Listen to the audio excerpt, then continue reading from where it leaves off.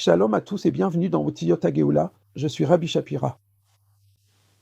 Et j'espère que vous allez tous bien. Aujourd'hui, je veux vous parler de quelque chose qui s'est passé en Chine et me rappelle un concept très important du judaïsme. Ce concept qui est en rapport avec la Géoula est très important pour nous tous. Voyez-vous, il y a très longtemps, à l'époque de la fondation du royaume chinois, le redoutable empereur a ordonné de lever une armée de 80 000 statues en terre cuite. C'est vrai. 80 000 statues, chacune pesant près de 100 kilos. Ces statues seraient son armée lorsqu'il passerait dans l'autre monde. Il croyait qu'il aurait besoin de cette armée pour le protéger. C'est à partir de ce moment que le paganisme est entré dans le royaume de Chine.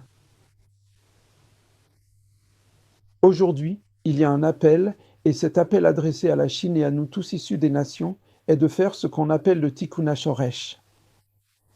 Mais que signifie Tikkun HaShoresh ?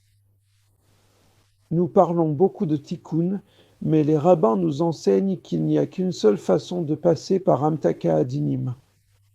Une seule façon d'avoir un adoucissement du jugement, c'est de passer par le Tikkun HaShoresh.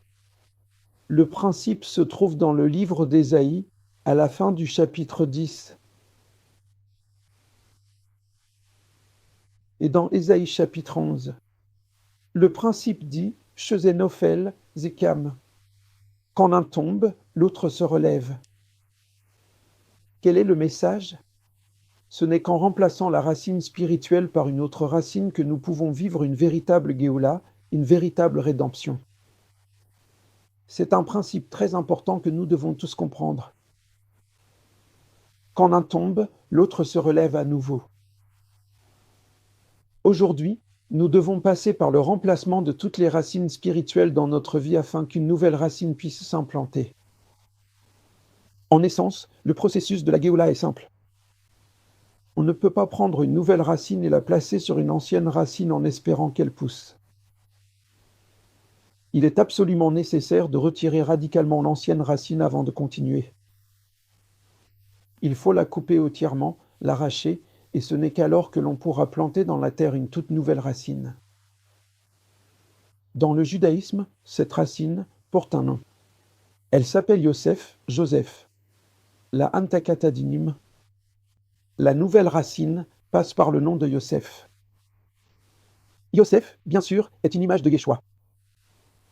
Donc, en essence, Yeshua est venu dans le monde pour aider chacune. Et chacun a déraciné l'ancien et a planté le nouveau. Aujourd'hui, déracinons-nous et engageons-nous à planter une toute nouvelle racine dans la terre par ce processus.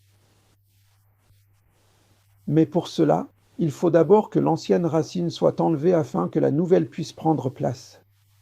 Voilà le défi que je vous lance aujourd'hui alors que nous nous préparons pour la Amtakat Adinim.